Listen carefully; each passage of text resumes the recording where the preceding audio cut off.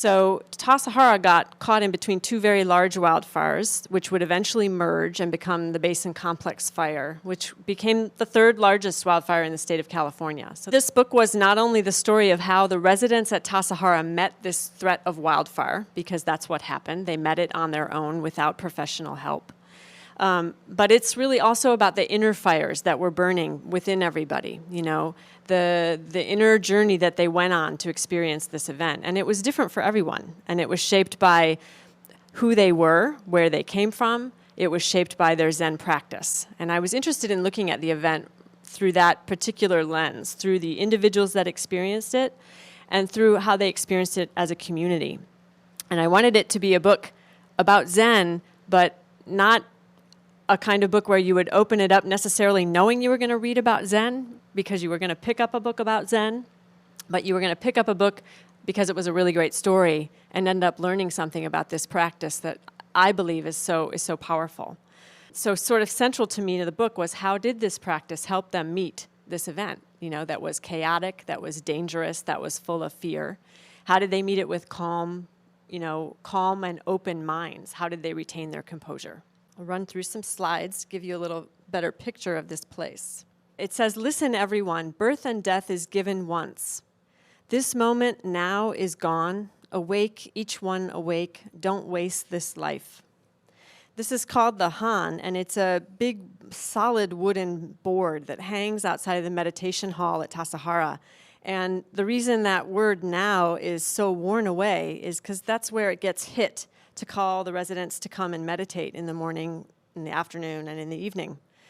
And I think of the fire as a particular kind of wake-up bell. It just happened to ring for a very long time.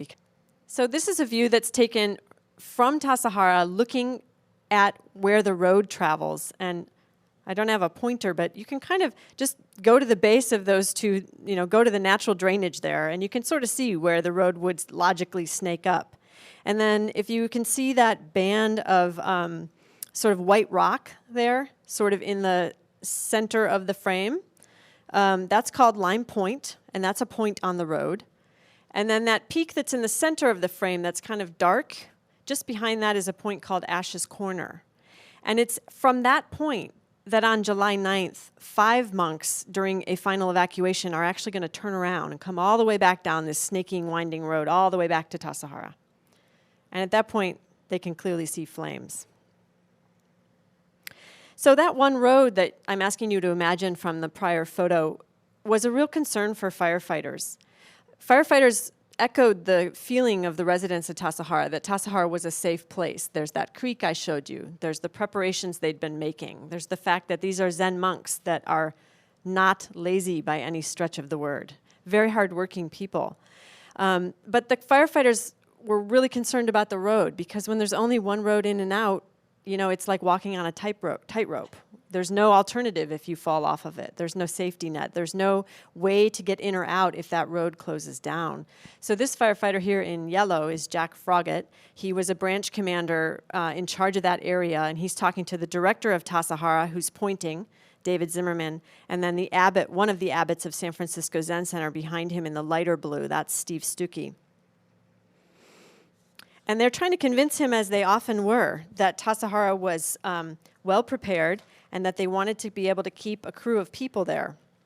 And it was kind of an ongoing conversation they were having with the firefighters that, you know, got a little repetitious, like a broken record. You know, we're going to stay, we'd like you to leave. We're going to stay, we'd like you to leave. So as I mentioned, the residents never had a plan to leave Tassajara. They always intended to stay.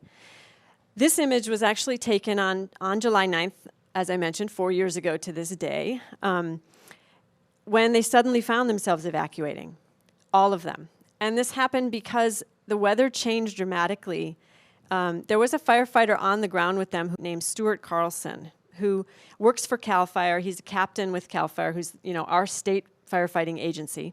He was down there in an unofficial capacity advising Tassajara because he's been going there for years and he's a friend of Tassajara. And on that day, on July 9th, he looked around him and he made the decision that the conditions had changed, the weather had changed dramatically and that everybody needed to get out because this fire was going to suddenly get very ferocious and fast when it had been kind of creeping. I mentioned it had been 3 weeks, right?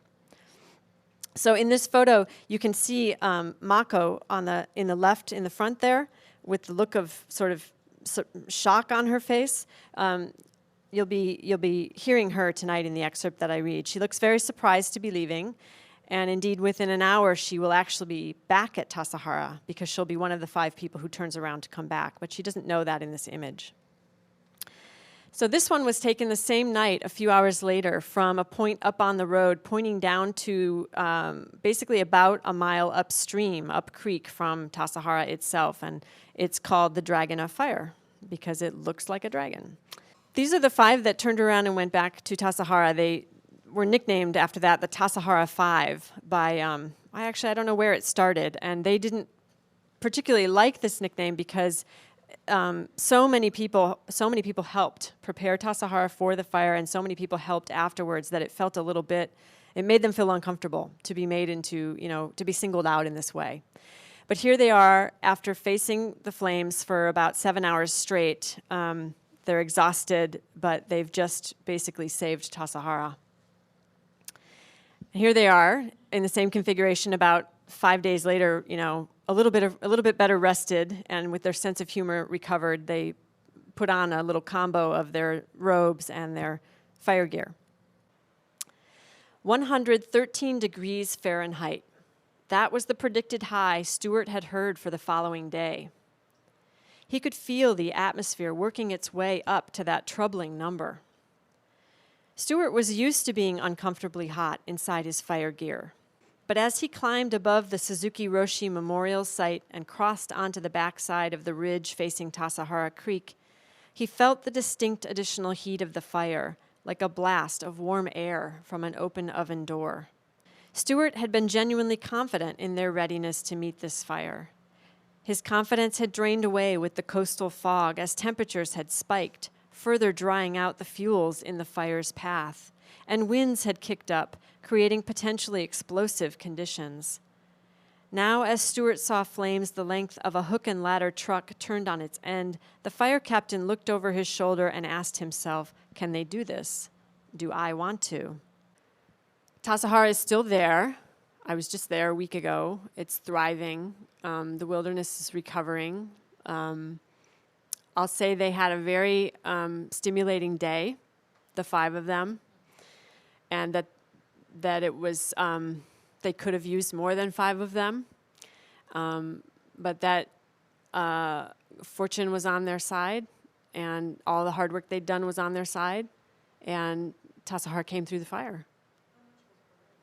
They lost a few buildings, but the heart of Tassajara, the zendo, the dining area, the bathhouse, all the places where the heart is really there, survived.